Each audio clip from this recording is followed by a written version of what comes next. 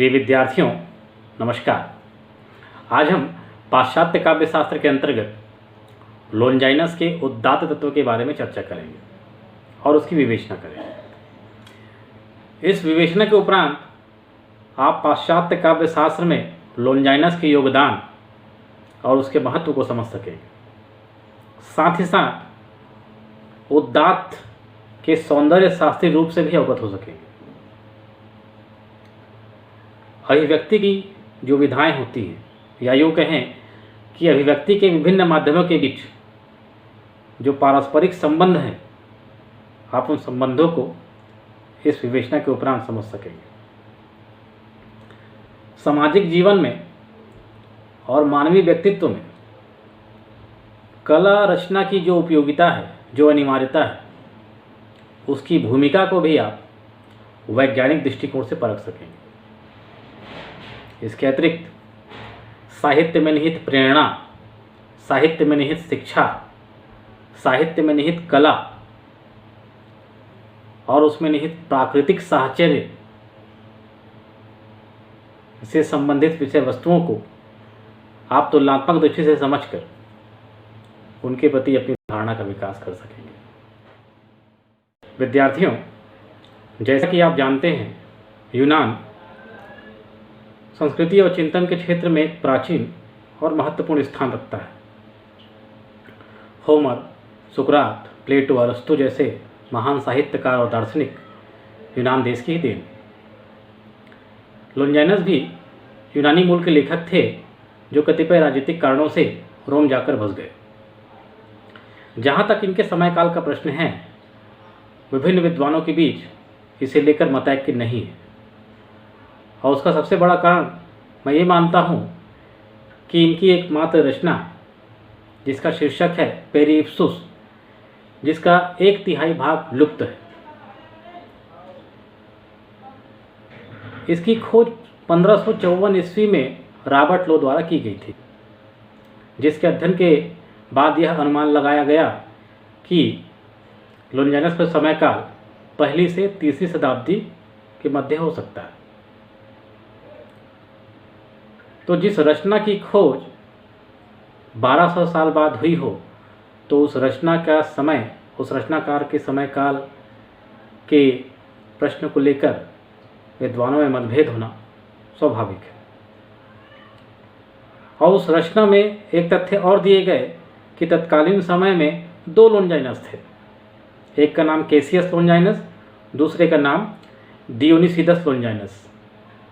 तो पेरिप्सूस नामक ग्रंथ के रचनाकार कौन से लोनजाइनस थे, यह भी शोध का विषय था।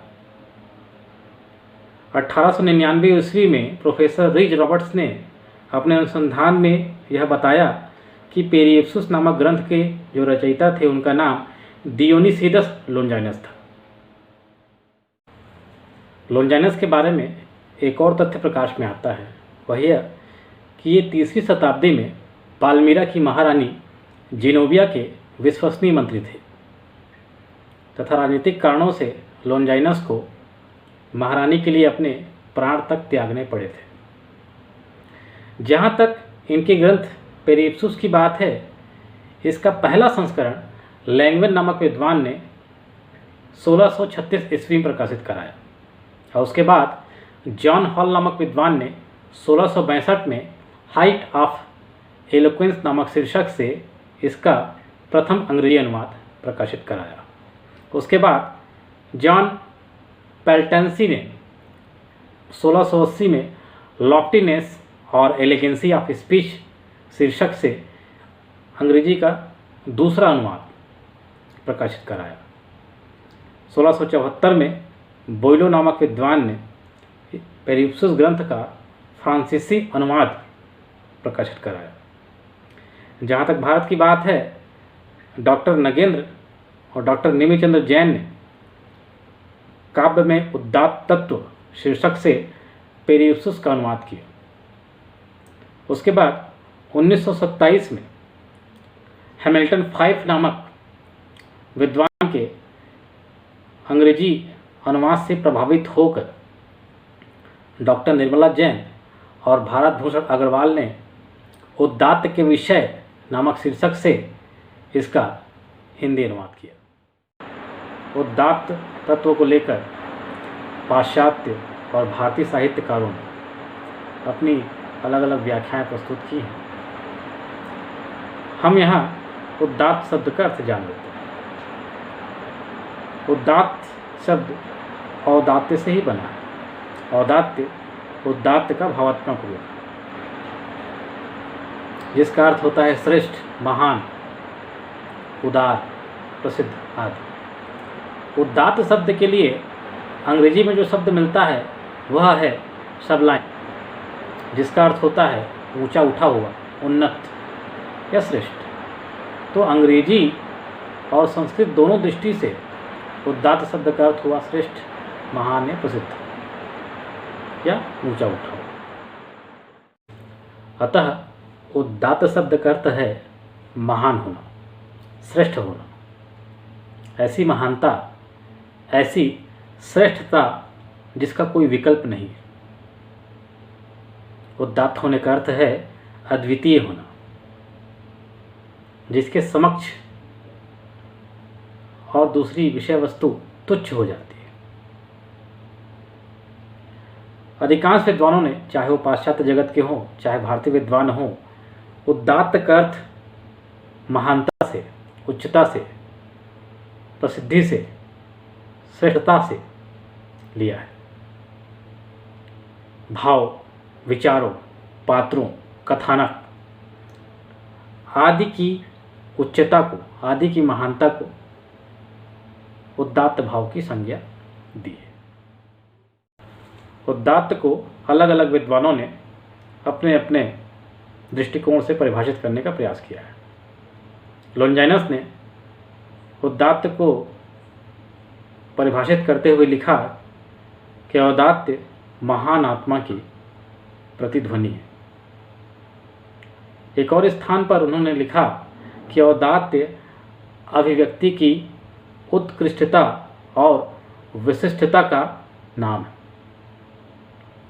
हीगेल ने औदात्य को परिभाषित करते हुए लिखा कि असीम को ससीम में अभिव्यक्त करने के पूर्ण प्रयास को औदात्य कहा जाता है। कांट नामक विद्वान ने औदात्य को परिभाषित करते हुए लिखा कि उदात्त वह है जिसकी तुलना में सब कुछ स्वल्प है। एक और स्थान पर उन्होंने लिखा है कि उदात्त उस वस्तु की प्रदान की जाने वाली संज्ञा है जो निरपेक्षतः महान है। बर्क नामक विद्वान ने उदात्त को परिभाषित करते हुए लिखा कि इस सृष्टि में जो कुछ भी भयोत्पादक दृष्टिगोचर होता है वही उदात्त है। इन परिभाषाओं का विश्लेषण करने से पता चलता है कि अभिव्यक्ति की उच्चता का संबंध औदात्य से है, अर्थात औदात्य शैली का एक विशेष गुण है। यह एक बौद्धिक तत्व न होकर एक भावात्मक तत्व है, भावात्मक गुण है, जिसके फलस्वरूप श्रोता या पाठक रसमग्न होकर, आनंद विभोर होकर उस भाव के साथ तादात्म्य स्थापित कर लेते हैं। यह एक ऐसा गुण है जिसमें श्रोता बहा चला जाता है। यह एक ऐसा गुण है जो रचना में एकाएक चमत्कार की भांति प्रकट होता है। औदात्य भाव होने के साथ साथ एक विचार है, एक शैली है, एक गुण है। औदात्य की परिधि इतनी व्यापक है कि संज्ञा पक्ष से लेकर शैली पक्ष तक यह सर्वत्र दृष्टिगोचर होती है, क्योंकि औदात्य केवल कला का ही नहीं अपितु एक कलाकार का भी गुण है। जिस कलाकार में औदात्य का गुण होगा वह उदात्त विषयों को, उदात्त भावों को, उदात्त विचारों को अपनाएगा। जिसके परिणाम स्वरूप कलाकार की शैली में भी औदात्य का संचार हो जाता है, और वही औदात्य सुगठित होकर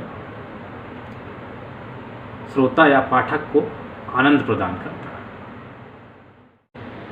लोनजाइनस ने प्रतिभा को औदात्य की मूल प्रेरक शक्ति माना है, जिसका ज्ञान और अभ्यास के द्वारा नियमन किया जा सकता है। यदि मूल भावों को स्वतंत्र छोड़ दिया जाए तो यह संभव है कि वह भटक कर कुमार्ग की ओर अग्रसर हो सकती है। उसी प्रकार औदात्य का प्रतिभा के साथ सामंजस्य नितांत आवश्यक है। इसका अर्थ यह कदापि नहीं है कि अलंकारों के प्रयोग से, शब्द आडंबरों के प्रयोग से औदात्य की प्राप्ति हो सकती है। वास्तव में औदात्य किसी व्यक्ति का कोई एक पक्ष, एक गुण, एक विचार नहीं। वस्तुतः औदात्य उस व्यक्ति के संपूर्ण व्यक्तित्व की एक झलक है। एक महान विद्वान जिसे कई शास्त्रों का ज्ञान है, कई विधाओं का ज्ञान है, संभव है कि उस ज्ञान के परिणाम स्वरूप, उस ज्ञान के फलस्वरूप उसके हृदय में अहंकार, दंभ की भावना घर कर गई हो। तो ऐसे अहंकारवादी व्यक्ति में औदात्य का भाव नहीं आ सकता, उसकी कृतियों में औदात्य का भाव नहीं आ सकता। वस्तुतः औदात्य का भाव या उदात्त की सृष्टि उदात्त व्यक्ति से ही संभव है, अर्थात उदात्त व्यक्ति ही औदात्य का सृष्टा है। एक प्रतिभाशाली विद्वान उदात्त चरित्र वाले व्यक्तित्व से ही औदात्य की सृष्टि होती है।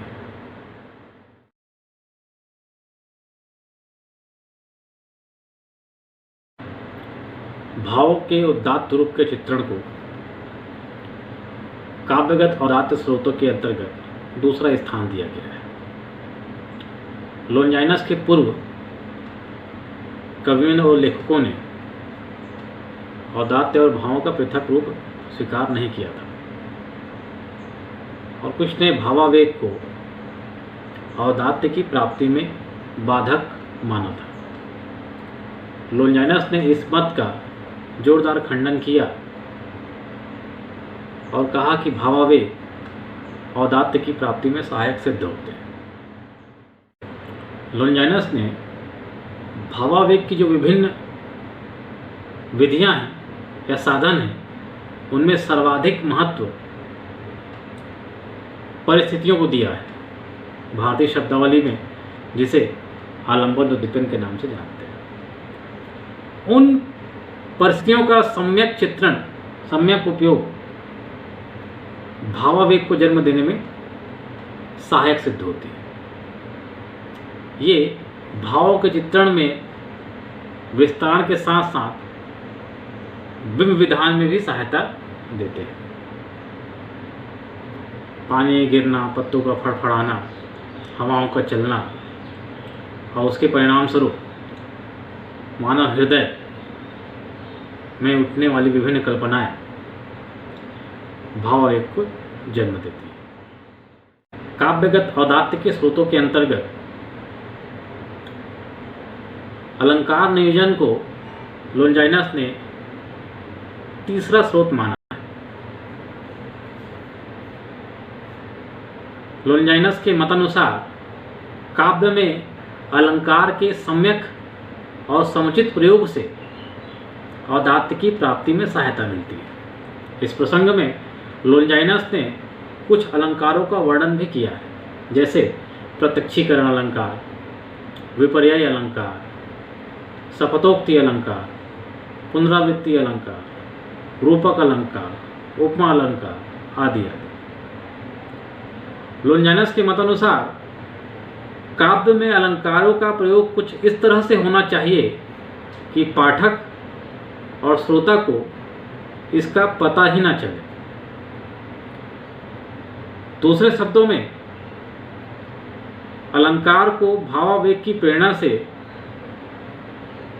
इस प्रकार प्रयोग में लाना चाहिए कि वह सरल, सहज, स्वाभाविक रूप से औदात्य की प्राप्ति में सहायक सिद्ध हो। अन्यथा लेखक के द्वारा प्रयोग में लाया गया अलंकार या वक्ता के द्वारा प्रयोग में लाया गया अलंकार केवल विद्वता प्रदर्शन और शब्द आडंबर के अतिरिक्त कुछ नहीं रहेगा। काव्यगत औदात्य के चौथे स्रोत के रूप में उत्कृष्ट भाषा का स्थान आता है। एक उत्कृष्ट भाषा ही काव्य को औदात्य के समीप लेकर जाती है। एक उत्कृष्ट भाषा ही श्रोता को भाव अभिभूत करके उसे आनंद प्रदान कर सकती है। एक लेखक की भाषा में, उसकी शब्दावली में माधुर्य, भव्यता, सौंदर्य, गुण, ओज आदि गुणों का होना अपेक्षित है, क्योंकि वास्तव में उत्कृष्ट भाषा और प्रभावी शब्दावली ही हमारे विचारों को विशेष रूप से प्रकाशित कर सकती है। लेकिन इसका अर्थ यह नहीं है कि हर छोटी छोटी बात के लिए बड़े बड़े गरिमामय शब्दों का प्रयोग किया जाए। ऐसी स्थिति में वे केवल शब्द आडंबर मात्र ही रह जाएंगे। वास्तव में उत्कृष्ट भाषा की उपयोगिता यही है कि वे औदात्य की सृष्टि में सहायक हों, वे औदात्य की सृष्टि कर सकें। यदि ये शब्द इस लक्ष्य की पूर्ति करते हैं तभी वे स्वीकार्य हैं, अन्यथा नहीं। इसलिए भाषा की उत्कृष्टता औदात्य की प्राप्ति में सहायक सिद्ध होते हैं। काव्यगत औदात्य का जो पांचवा स्रोत है वह है गरिमामय रचना विधान। गरिमामय रचना विधान से हमारा तात्पर्य है शब्दों के मध्य सामंजस्य से। शब्दों के सामंजस्य से ही भाषा में चमत्कार उत्पन्न होता है जो श्रोता को आनंद प्रदान करता है और एक सीमा तक वह श्रोता को द्रवित कर भावों में बहा ले जाता है।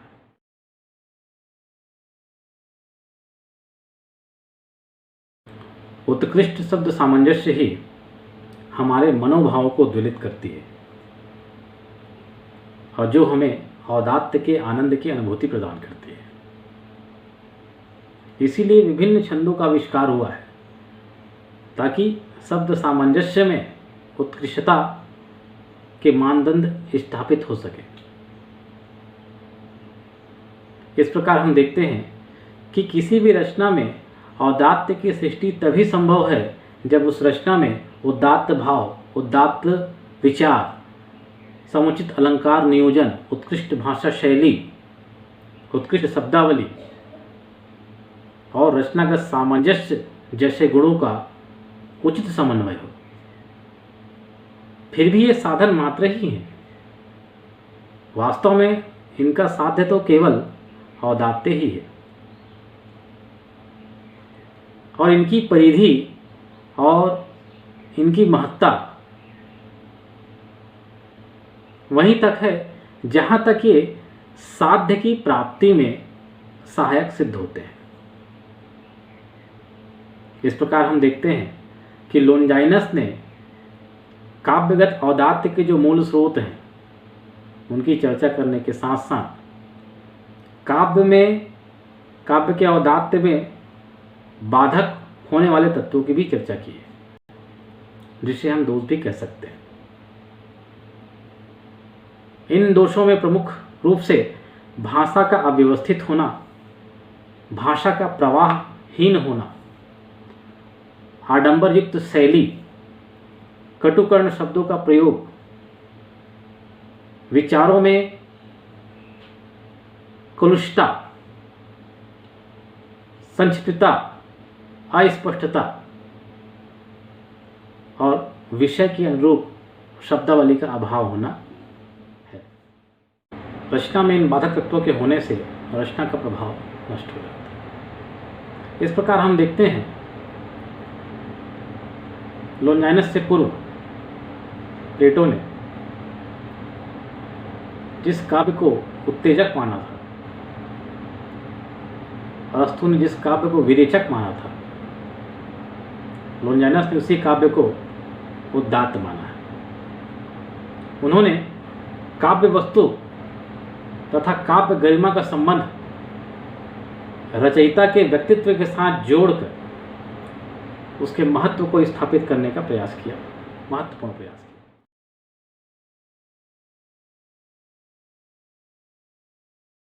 इससे पूर्व प्लेटो और अरस्तु ने अपने सिद्धांतों में रचयिता के निजी व्यक्तित्व को पूर्णतः त्याज्य कर दिया था, परंतु लोनजाइनस ने रचनाकार के निजी व्यक्तित्व और रचनाकार के संबंध को पुनर्स्थापित कर काव्य में एक नवीन दृष्टिकोण का सूत्रारंभ किया। एक हो जहाँ प्लेटो घोर आदर्शवादी थे, उनके लिए कविता की कसौटी उसकी उपयोगिता थी, समाज हित में उसकी उपयोगिता थी। दूसरी ओर अरस्तु यथार्थवादी थे, वहीं लोनजाइनस स्वच्छंदतावादी थे। कवि के निजी जीवन को महत्व देने के कारण लोनजाइनस को पाश्चात्य काव्य परंपरा में प्रथम स्वच्छंदतावादी आलोचक होने का श्रेय मिलता है। लोनजाइनस ने उदात्त सिद्धांत का प्रतिपादन करके आने वाले परिवर्ती साहित्यकारों के लिए काव्य मीमांसा के क्षेत्र में एक नवीन आधार की भी स्थापना की। कांट, हीगल, बर्क आदि साहित्यकारों ने लोनजाइनस के उदात्त सिद्धांत की विस्तार पूर्वक मीमांसा की तथा काव्य में सौंदर्य तथा औदात्य को सर्वोच्च स्थान प्रदान किया। आधुनिक समीक्षा के क्षेत्र में अरस्तु के विरेचन सिद्धांत से लोनजाइनस का उदात्त सिद्धांत अधिक महत्वपूर्ण स्थान रखता है। लोनजाइनस का दृष्टिकोण जितना गंभीर दिखाई पड़ता है, उनका विवेचन और विश्लेषण भी उतना ही सूक्ष्म और व्यापक है। लोनजाइनस ने उदात्त सिद्धांत को एक व्यापक रूप प्रदान किया है, जिसमें व्यक्ति या रचनाकार का निजी व्यक्तित्व, उसके भाव तत्व, उसके विचार, उसकी शैली, उसके भाषा शैली आदि गुणदोष समाहित हो जाते हैं। उस सिद्धांत में उन्होंने रचना प्रक्रिया से लेके रचना के आस्वादन तक जो भी प्रश्न आते हैं, जो भी संदेह आते हैं, उन सब की व्याख्या की। यद्यपि लोनजाइनस ने औदात्य को ही काव्य का मूल लक्ष्य माना है, परंतु उन्होंने काव्य में आनंद और रीति की बात कही है। इस प्रकार औदात्य हमारे भारतीय रस सिद्धांत और रीति सिद्धांत के बिल्कुल निकट जान पड़ती है। इसलिए लोनजाइनस के उदात्त सिद्धांत का विवेचन करना भी भारतीय रस सिद्धांत और भारतीय अलंकार सिद्धांत के अनुकूल है।